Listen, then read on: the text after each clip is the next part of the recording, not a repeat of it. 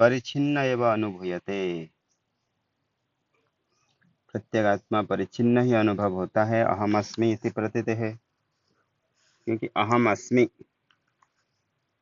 ऐसे प्रतीति होती है। इसी प्रतीति को लेकर के अहम अस्मि। तो और सर्व परमात्मा का प्रतीति कैसे होती है? सर्वज्ञ सर्वशक्तिमान सर्वत्र है। इसी प्रकार प्रतीति से अनुभव हो रहा है, यही प्रतीति है कि दोनों भिन्न हैं। नित्यम विभुम इत्यादि, तो नायम ब्रह्म इति आशंक्य, इसलिए मैं ब्रह्म स्वरूप नहीं हूँ, ऐसा अनुभव होता है। उसी अनुभव को लेकर के आशंक्य आत्मनः सर्वगतत्वं युक्त्या संभावयनाः, आत्मा सर्वगत है, इसको युक्ति के द्वारा संभावित करें।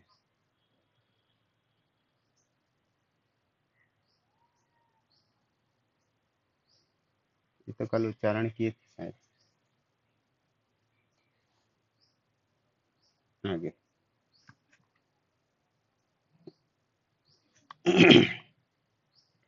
अभारूपस्य विश्वस्य भानं भासन्निधेर्विना कदाचिन्नावकल्पेत भाचाहं तेन सर्वगः। उच्चारण कर लेते हैं फिर भी एक बार। अभारूपस्य विश्वस्य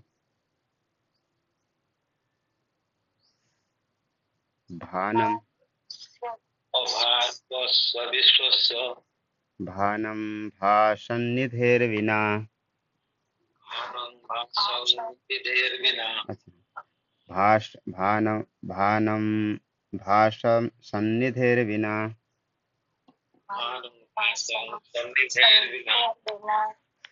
कदाचिन्नावकल्पेत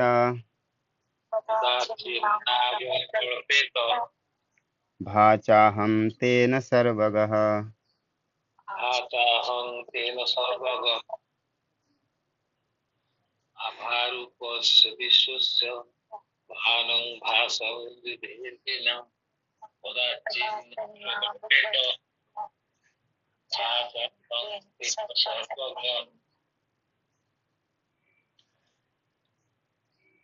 अभारूपस्य विश्वस्य भारूपम यस्य स भारूपः, न भारूप इति अभारूपः। भा यानी प्रकाश चेतन स्वरूप, अभा स्वरूप यानी चेतन से भिन्न जड़ स्वरूप। अभारूपस्य विश्वस्य, जो विश्व यानी समग्र प्रपंच, प्रपंच कैसा है? जड़ है कि चेतन? जड़ है।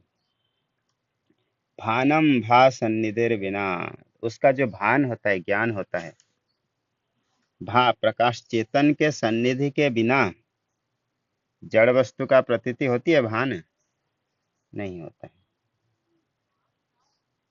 अभारूपस्य विश्वस्य भानम भा सन्निधिर बिना कदाचित न अवकल्पेत, कभी भी जड़ वस्तु का चैतन्य के साथ संसर्ग के बिना, सन्निधि के बिना, अध्यास जो वृत्ति रूपी संबंध के बिना प्रकाश तो होता ही नहीं है। भानम न अवकल्पेत कदाचित,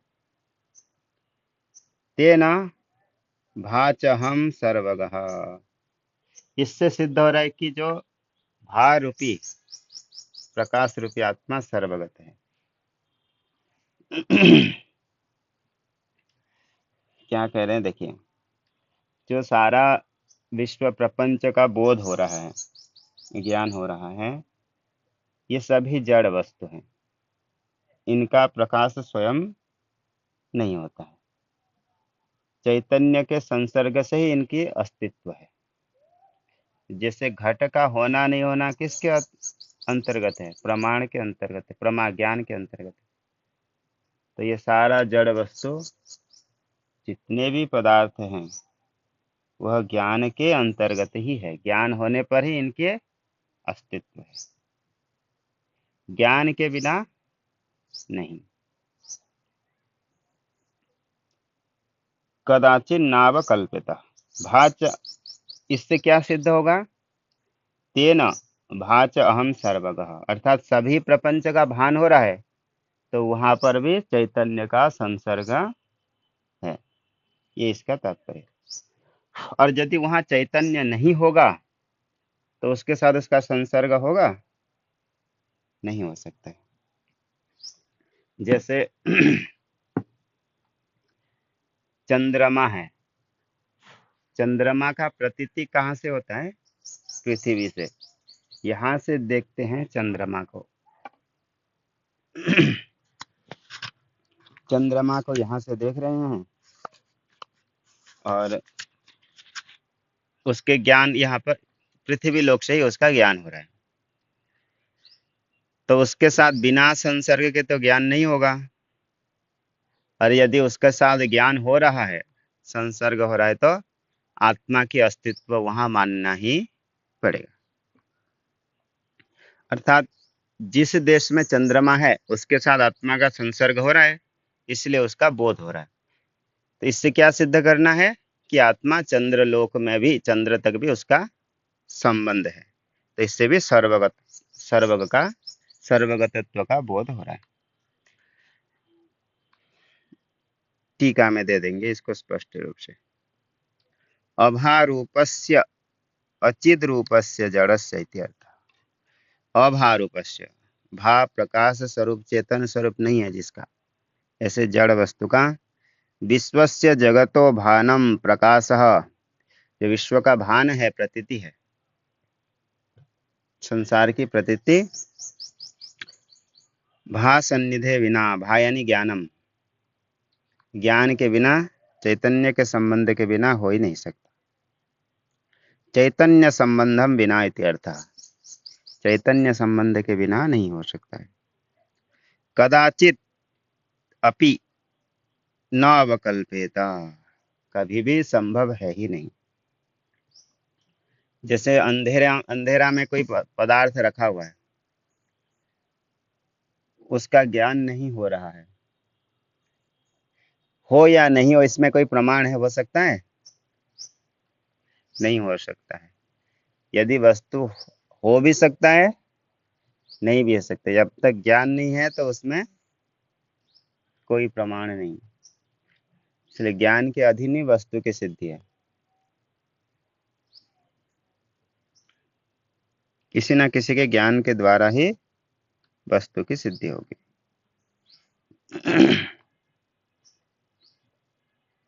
आगे इससे क्या सिद्ध करना चाहते हैं?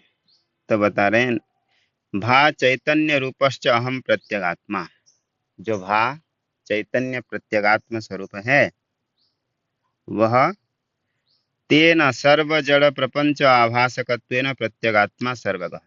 तो सारा प्रपंच को प्रकाश कर रहा है, तो सर्वत्र आत्मा नहीं रहेगी तो प्रकाशक हो सकता है? नहीं हो सकता। इसलिए वहां पर भी आत्मा की अस्तित्व मानना ही पड़ेगा। जैसे उदाहरण दे रहे हैं, देखिए, बहु योजन दूरवर्ती चंद्र सूर्य मंडलम, यहाँ से बहुत दूर योजन वाला है, चंद्र मंडल है, सूर्य मंडल है, जो भी तारा का तारा मंडल है। तत्वपि अति दूरवर्ती ध्रुवादि नक्षत्राणि, चंद्र मंडल से भी दूर है ध्रुव आदि नक्षत्र मंडल। च प्रत्यगात्मनो भासन्ते, यहीं से भी उसका भान होता है। स्वामी जी नमस्कार जी ये गोटे संदेह संदेह स्वामी जी रहिला जी जी प्रत्येगात्मा लगे केवल तो आत्मा कर एक प्रत्येगात्मा जो किए हैं, केवल आत्मा तो बोल सकते थे, प्रत्येक क्यों लगाए हैं? प्रत्यगात्मा से यानी जीव शब्द को यहाँ ले जाए ना, शरीर मन बुद्धि आदि में इन सभी को जो प्रकाशित करने वाले, उसी को ब्रह्म से अभिन्नता दिखा रहे। ब्रह्म से भिन्न नहीं है, कौन नहीं है? प्रत्यगात्मा। ये सिद्ध करना चाहते हैं, क्योंकि तो जीवात्मा हो सकता था। वही जीवात्मा का दूसरा नाम ही क्या है? प्रत्यगात्मा। ये प्रत्येक का अर्थ क्या है? प्रत्यय का अर्थ क्या है? हाँ, प्रतिकूले न अंचती इति प्रत्यगात्मा। जैसे सभी वस्तु जड़ है, आपके देखो एक शरीर है, शरीर में कितने वस्तु हैं, मन, बुद्धि, प्राण, ये सभी जहाँ पर है वहाँ चेतन है कि नहीं? वहाँ चेतन भी है। हाँ, हाँ, तो वहाँ चेतन भी चेतन है। है। तो वो चेतन से वो विपरीत है कि नहीं है? ये जड़ वस्तु से वो चेतन विपरीत नहीं है? हाँ, विपरीत है। हाँ, तो इसलिए उसका प्रत्यगात्मा, प्रतिकूले न अंचती थी प्रत्यगात्मा, विपरीत। बाकी सभी जड़ हैं और उसमें रहने वाली जो आत्मा वो चेतन, चैतन्य है। इसलिए वो प्रत्यगात्मा। और इससे विपरीत होने से हाँ, प्रत्यगात्मा क्योंकि होगा। वो चेतन स्वरूप है, इसलिए उसको प्रत्यगात्मा, और इन सबका अवभाषक है, साक्षी है, इसलिए उसको क्या कहते हैं? प्रकाशक होने से प्रत्यगात्मा। उन सबको जानता है कि नहीं जानता है? मन बुद्धि हाँ, जानता है, इसलिए ठीक है साहब। इसलिए उसको प्रत्यगात्मा कहते हैं। आगे, तो वो जो प्रत्यगात्मा है, जैसे किसी व्यक्ति को यहाँ से दूर योजन मंडल, चंद्र सूर्य तारा मंडल आदि का बोध हो रहा है, और ध्रुव मंडल का बोध हो रहा है, नक्षत्र का, तो उसके साथ बिना संसर्ग हो करके उसका बोध होगा? नहीं हो सकता है। बिना उसके साथ संसर्ग हुए, संबंध हुए बिना, ध्रुव के साथ, ध्रुव मंडल के साथ उसका ज्ञान यहाँ से नहीं हो सकता है कि जैसे कह सकते हैं यहाँ से देखो ध्रुव तारा दिख रहा है। यदि उसके साथ संसर्ग हो रहा है, संबंध है, तो ये मानना पड़ेगा कि वहां भी सर्वगत चैतन्य आत्मा है। क्योंकि संसर्ग हो रहा है तो वो रहना ही पड़ेगा, है ऐसे तो मानना ही पड़ेगा। नहीं हो करके थोड़ी ना संसर्ग होगा, नहीं होता है।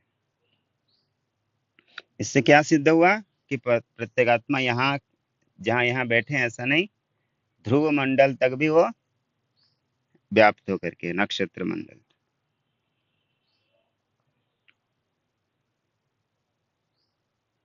चंद्र सूर्य मंडलम ततोपि अति दूरवर्ती ध्रुवादि नक्षत्राणि च प्रत्यगात्मनो भाषन्ते। प्रत्यगात्मा के द्वारा इन सबका ज्ञान होता है। तच्च भानम जड़ानाम तेषाम स्वतो न संभवति। और वो जितने भी जड़ वस्तु हैं उनका स्वतः भान संभव नहीं है, किंतु स्वप्रकाश रूप आत्म चैतन्य संबंध बलेन एव तद वक्तव्यम। अपितो वह जो भान होता है जड़ वस्तुओं का, प्रत्येक आत्मा के द्वारा ही होगा, स्वप्रकाश रूप चैतन्य संबंध के द्वारा ही उनका भाष होगा। यदि प्रत्येगात्मा अत्र एव तिष्ठेत कथम ध्रुवादिना संबध्येत। तो बोले कि प्रत्येगात्मा यहाँ रहेगा, यहीं रहेगी आत्मा, तो उसका संबंध कैसे होगा उसके साथ? उसको यहाँ पे कह रहे हैं, ततो ध्रुवादि भाषकत्वात् प्रत्येगात्मा सर्वगतः। इसलिए ध्रुवादि का भाषक होने से प्रत्येगात्मा सर्वगत है, सर्वत्र है, वहां पर भी उन सबको भी प्रकाशित करने वाले हैं।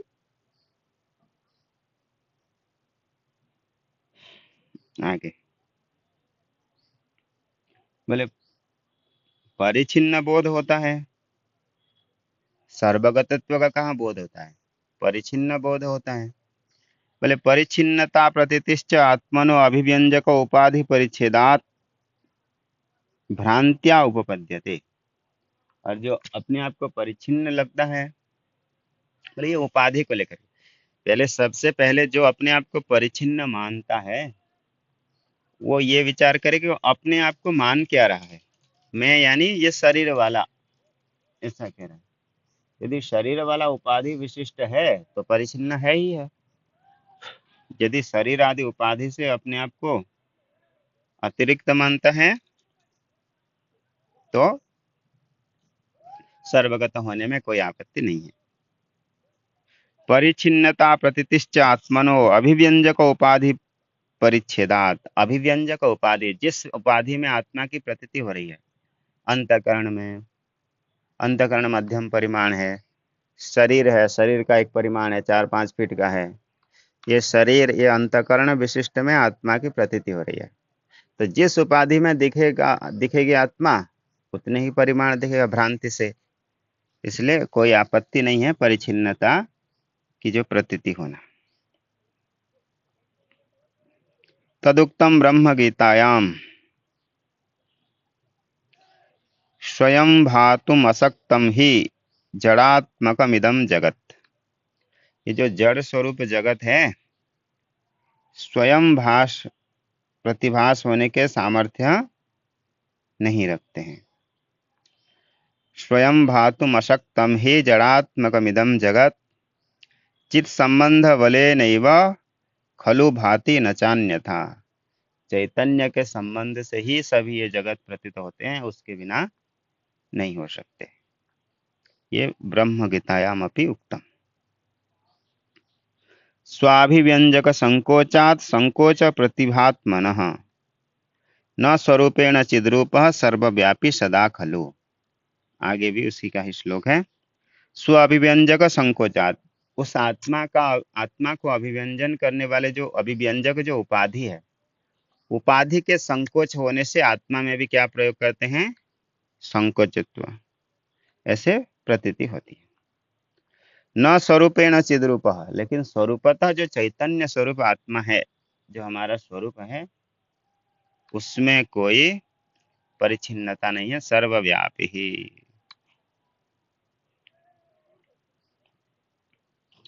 ये विचार भी जो सर्वव्यापी का विचार भी कर रहे हैं, इसका भी कोई ज्यादा आवश्यकता नहीं है। जैसे चिंतन में बैठते हैं तो एक सदरूप अद्वितीय आत्मा से भिन्न नहीं है, चैतन्य मात्र ही है, एकम एवं अद्वितीयम परमात्मा है। उससे तो कोई दूसरा कुछ देश काल वस्तु आकाश कुछ है ही नहीं।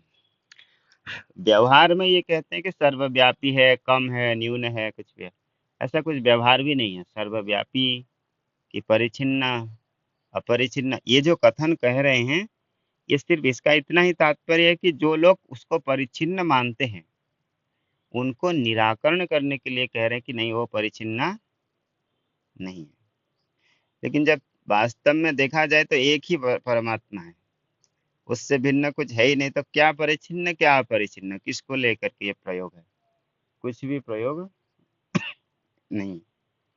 उस समय तो शांत मात्र ही है, शांत होकर के उसी में स्थित होना। जैसे सुसुप्ति में जाते हैं, सदरूप परमात्मा के साथ संपन्न होकर के एक ही भूत होते हैं, उसी समय क्या मैं सर्वगत हूँ ऐसा भी अनुभव होता है? नहीं होता है। बस सदरूप हूँ, उसके अभाव नहीं सिद्ध होता है, लेकिन सदरूपता आत्मा परमात्मा रूप से ही रह जाता है। लोक व्यवहार को लेकर के सर्वव्यापी आदि इत्यादि। वास्तव में ये कथन भी पारमार्थिक में कोई उपयोग नहीं, ये समझाने के लिए। इति ततो जीवात्मा ब्रह्म इति भाव, ब्रह्म एवेति भाव। इसलिए जो जीवात्मा, ततो ततः जीवात्मा, ओ को ओ हो गया, ततो जीवात्मा ब्रह्म एव इति भाव, ब्रह्म ही है, क्योंकि वो भी सर्वगत है। क्योंकि पूर्व पक्षी ने यही कहा था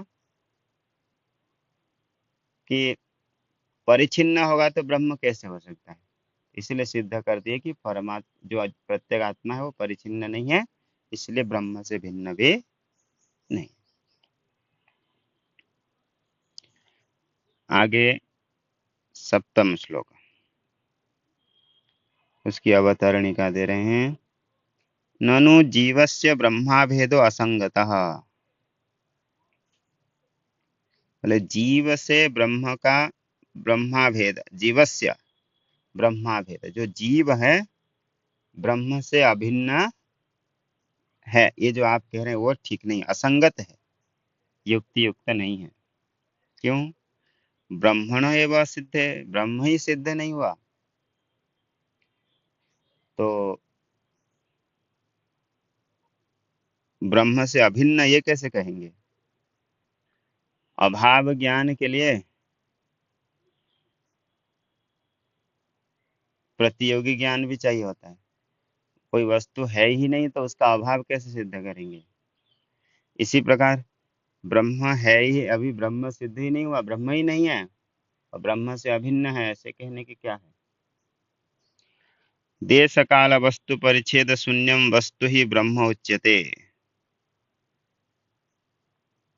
देश काल वस्तु परिच्छेद शून्यम, क्योंकि देश काल वस्तु और परिच्छेद से शून्य जो वस्तु होता है वही ब्रह्म कहा जाता है। चलो ये पूर्व पक्षी कह रहा है, आपका यही कहते हैं ना। सिद्धांत क्या मानता है? जो देश से परिच्छिन्न नहीं है, काल से परिच्छिन्न नहीं है, वस्तु से परिच्छिन्न नहीं है, वह ब्रह्म है। आप ऐसे कहते हैं, सत्यम ज्ञानम अनंतम ब्रह्म ऐसे कहते हैं। तो बोले न च तत्संभवती, क्योंकि काल आदि तो वस्तु रहते ही हैं, इसी को लेकर के कह रहे हैं। न च तत्संभवती, परंतु वो संभव नहीं है जो आप कहते हो कि ब्रह्म देश से परिच्छिन्न नहीं है, काल से परिच्छिन्न नहीं है, वस्तु से परिच्छिन्न नहीं है। आपका ये कथन ठीक नहीं है। क्यों? क्योंकि आकाश आदेर ब्रह्म काला काला काल आकाश आदेर द्वितीयस्य विद्यमानत्वेन, काल भी रहता है संसार में, आकाश भी है, काल भी है, तो ये सारा पदार्थ है, तो वस्तु परिच्छेद तो हो गया, वस्तु परिच्छिन्न हो गया ब्रह्म। ये इसी बात को कह रहे हैं। कालाकाशादे द्वितीयस्य विद्यमानत्वेन वस्तु परिच्छेद अभावात्, नहीं, वस्तु परिच्छेद छेदाभाव भावस्य असिद्ध है। तो आपने कहा था कि ब्रह्म वस्तु परिच्छिन्न नहीं है, परंतु वो युक्ति युक्त नहीं है। क्यों? क्योंकि ब्रह्म से व्यतिरिक्त आकाश है, काल है, ये सभी पदार्थ हैं, तो ब्रह्म वस्तु परिच्छिन्न अपरिच्छिन्न ये कैसे हो सकता है? ये पूर्व पक्षी का आचार्य, तो उसके लिए कह रहे हैं, सिद्धांत कहेगा ना, आकाशादिर ब्रह्मणि आरोपितत्वेन मिथ्यात्वात् तेन तस्य न सद्वितीयत्वमिति चेत न च वाच्यम। फिर सिद्धांत बीच में कहेगा वो सब तो मिथ्या हैं, आकाश आदि सभी काल आदि ब्रह्म में आरोपित हैं। आरोपित वस्तु होने से कोई वस्तु तो द्वितीय नहीं हो जाएगा। तो फिर इसके ऊपर पूर्व पक्षी कहेगा इति न च वाच्यम, इन सभी को आप आरोपित मिथ्या नहीं कह सकते। क्यों? आकाशादेर अध्यस्तत्व माना भावात, क्या प्रमाण है कि आकाश अध्यस्त है? मिथ्या है। आकाश अध्यस्त है ब्रह्म में, काल दीग ये सभी अध्यस्त हैं, इसमें माना अभावात, मान यानी प्रमाण क्या है? कोई प्रमाण नहीं है कि ये सभी मिथ्या है। तो सिद्धांति कहेगा नहीं, श्रुति में प्रमाण आया है, तस्माद् वाय तस्माद् आत्मनः आकाशः सम्भूतः, आकाश से आत्मनः आकाश सम्भूतः, आत्मा से आकाश की उत्पत्ति हो रही है, इसलिए आत्मा में ही रहेगा आकाश, आत्मा से भिन्न नहीं है। जैसे मिट्टी से बना हुआ घड़ा मिट्टी से थोड़ी भिन्न होता है, तो इसी प्रकार आत्मा से आकाश की उत्पत्ति है, आकाश से वायु, वायु से अग्नि, अग्नि से आप, तो परमात्मा से ही सबकी सृष्टि हुई है, तो परमात्मा से भिन्न नहीं है, अध्यस्त है वहाँ। इति श्रुति तत्र मानमिति, तो सिद्धांत कहेगा इसमें शास्त्र प्रमाण है, श्रुति। तो फिर सिद्ध पूर्व पक्षी कहेगा इति न च वाच्यम तत्र आकाशादि ब्रह्म कार्यता मात्र प्रतीति है। तो पूर्व पक्षी कहेगा कि वहां पर जो कहा गया कि ब्रह्म आकाश, आत्मा से आकाश की उत्पत्ति हुई, उसका तात्पर्य यह है कि आकाश जो है आत्मा के कार्य है, ये नहीं कि आकाश वहां पर मिथ्या है, आरोपित है, ये तो वहां तात्पर्य नहीं है। आत्मन आकाश संभूत इति श्रुतिस्तत्र मानमिति चेत्, इसके ऊपर पूर्व पक्षी कह रहे हैं तत्र आकाश आदि ब्रह्म कार्यता मात्र प्रतीत है। वहां पर आकाश आदि जो है ब्रह्म के कार्य है इतना बताया गया है, वहां अध्यस्त है ऐसा तो नहीं कहा गया। ऐसा होने पर पूर्व पक्षी कहने पर इति आशंक्य ब्रह्मणो अद्वितीयत्व सिद्धस्य आकाशादिर अध्यस्तत्वं साधयति। इसी की आशंका के ऊपर सिद्धांति कह रहे कि नहीं, ये आकाश आदि सभी अध्यस्त है और परमात्मा जो सदरूप चैतन्य है वो अद्वितीय है। नेह नानास्ति किंचन, वो अद्वितीय सदरूप परमात्मा ही है। इसको युक्ति के द्वारा सिद्ध कर रहे हैं। नहीं भानादृते सत्वम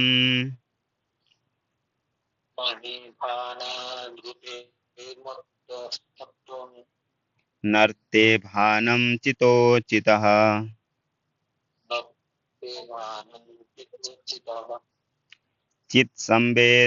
चित्संभेदोऽपि नाध्यासात् ऋते तेनाहमद्वयः।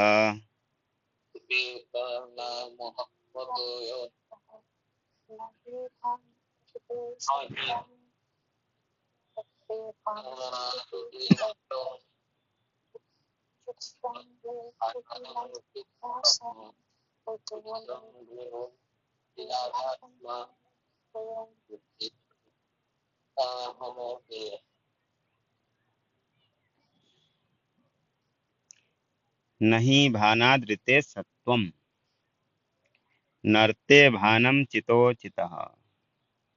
नर्ते, नर्ते में क्या सूत्र लगा? न ऋते, न में अ आगे ऋते आद्गुण। नर्ते नहीं भानो भानाद ऋते सत्वम।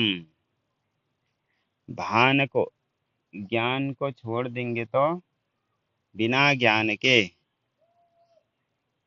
सत्वम, नहीं भानादृते सत्वम, भान से अतिरिक्त, ज्ञान से अतिरिक्त जो सत्ता अचितः,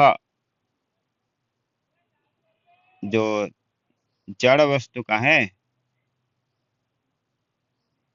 चित्त के भान के बिना, चितो ऋते भानम, चैतन्य के ज्ञान के बिना जड़ का भान नहीं होता है।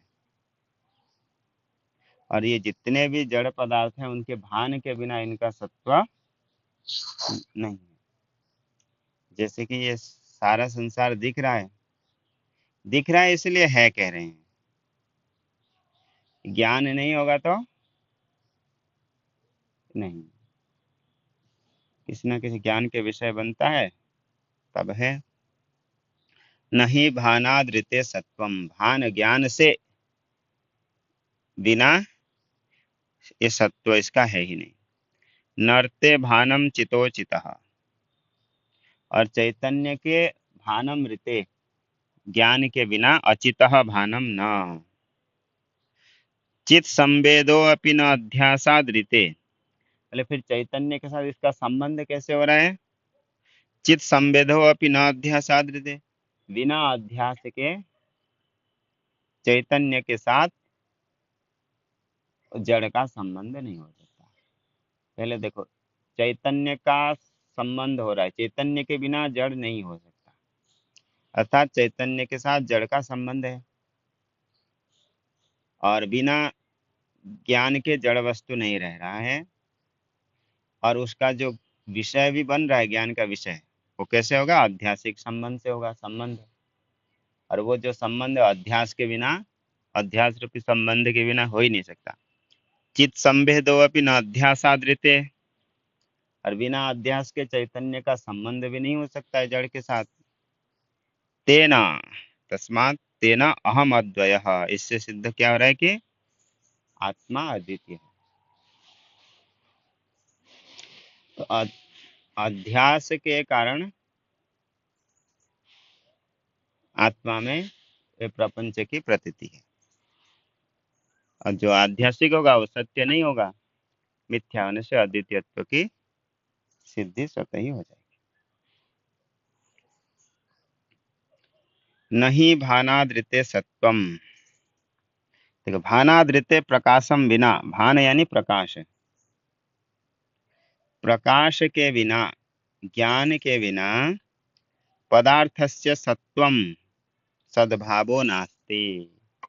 जो पदार्थ की सत्ता है वो ज्ञान के बिना सिद्धि नहीं है। अंधकार में कोई घट आदि रखा हुआ हो या नहीं हो, उसमें प्रमाण क्या है? ज्ञान ही प्रमाण है। बिना ज्ञान के तो नहीं हो सकता।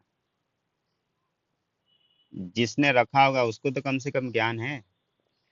जिसको नहीं पता वहां पे घड़ा है कि है, तो वैसे प्रयोग नहीं कर सकता, हो या नहीं हो। तो इसी प्रकार यहाँ पर भी कह रहे हैं कि अप्रकाश मानस्य शश विषाणादेह सत्व दर्शनात्। क्योंकि जिसका ज्ञान नहीं होता है, जैसे शश विषाण है, खरगोश का सींग, मनुष्य का सींग, नर विषाण, आकाश पुष्प, ये जितने भी है सत्व दर्शनात्, इनका कभी सत्व देखा गया है? नहीं। तो इनका सत्व क्यों नहीं होता है? क्योंकि इनका ज्ञान नहीं होता है। ज्ञान होने से ही उसका क्या होता है? वस्तु का सत्व होता है। बोले कहीं पे शश विषाण आदि की सत्व क्यों नहीं है? नर विषाण, आकाश पुष्प का? क्योंकि उनका ज्ञान नहीं होता है। सत्व तथा किम तत्राह नरते न ऋते भानम चितो चितः अचितो जड़स्य चितरिते चैतन्य। सत्व का अर्थ है अस्तित्व। अस्तित्व, सद्भाव, जो सद्भाव, अस्तित्व, ये जो अस्तित्व होता है, चैतन्य का अस्तित्व है, वह अस्तित्व तो नहीं, जड़ वस्तु का जो अस्तित्व है वो चैतन्य के बिना नहीं है। चित संभेदो अपि न अध्यासादृते। इसी प्रकार अचितो जड़स्य चितः ऋते, जो अचित है यानी जड़, चितः ऋते चैतन्य के बिना, चैतन्य से संबंधम बिना, चैतन्य के संबंध के बिना भानम प्रकाशो नास्ति, उसका स्वतः कभी भान, जड़ वस्तु का भान नहीं होता है। स्वतो भानवत्वे जड़त्व, बोले हो जाए, जड़ वस्तु का भी स्वतः भान हो, क्या आपत्ति है? तो बोले फिर उसको जड़ कहेंगे? नहीं। स्वतो भानवत्वे जड़त्व अभाव प्रसंगाद इत्यर्थ। यदि कोई वस्तु स्वतः प्रकाश रूप हो तो उसको जड़ कहेंगे? नहीं, उसको तो जड़ नहीं कह सकते। आगे ततो अपि किम, तो उससे क्या सिद्ध करना चाहते हैं? तो उसको कह रहे हैं कि तत्राह चित संभेद इत्यादि ना, मूल श्लोक में आया चित संभेदोपि न अध्यासादृते, चैतन्य का जो संभेद भी होगा अध्यास के बिना नहीं हो सकता है। चित संभेदो अपि चैतन्य संबंधो अपि, जो चैतन्य का संबंध होता है जड़ के साथ। देखो, जड़ के साथ चैतन्य का संबंध क्यों मान रहे थे? क्योंकि बिना चैतन्य का संबंध के भान नहीं होगा, और जो भान भी हो रहा है, यदि चैतन्य के साथ संबंध करके जड़ का भान हो रहा है तो उसमें संबंध क्या मानना पड़ेगा? अध्यास। क्योंकि एक वस्तु है सत्य और एक वस्तु है मिथ्या, दोनों में क्या संबंध हो सकता है?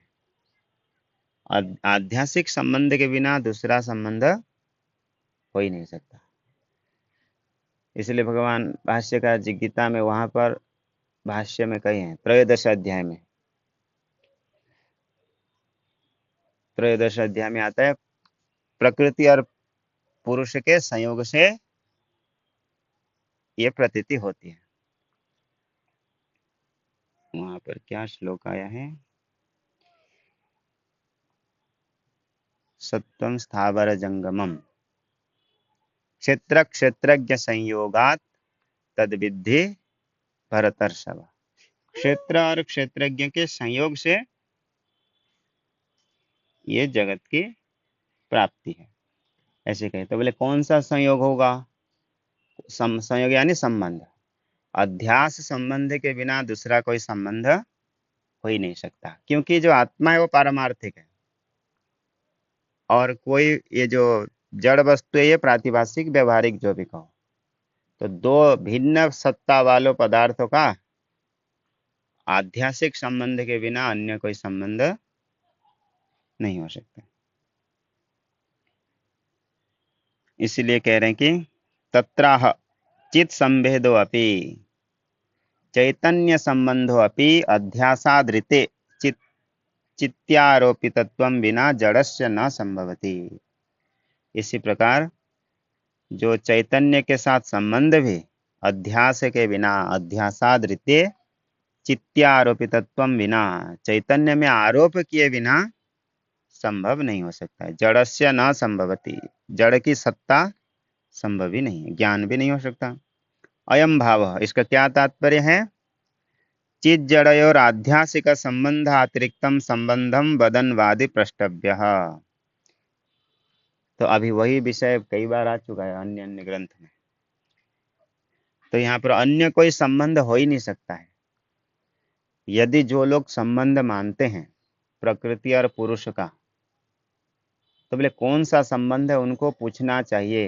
ये हमारे प्रश्न के विषय हैं वो, यानी हम उनको पूछेंगे। क्या है? चित जड़ और आध्यासिक संबंध अतिरिक्तम संबंधम वदनवादी। चैतन्य और जड़ का जो संबंध है आध्यासिक संबंध, यदि इससे अतिरिक्त कोई संबंध मानता है तो उसको प्रश्न किया जा सकता है। वदनवादी प्रष्टव्य, वो प्रश्न का विषय है। क्या प्रश्न करेंगे? किम तयोः संबंधः संयोगः उतः समवायः अथ तादात्म्यम। लोक में जितना संबंध प्रसिद्ध है उन सबको अभी बता रहे हैं कि एक जड़ है एक चैतन्य है, दोनों के संबंध है। तो बोले कौन सा संबंध है? दोनों में संयोग संबंध है, उतः समवायः अथ तादात्म्यम, अथवा तादात्म्य संबंध है, अथवा विषय विषयी भाव संबंध। एक है विषय और एक है विषयी। इनमें कौन सा संबंध होगा?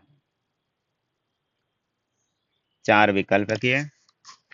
नाद्यः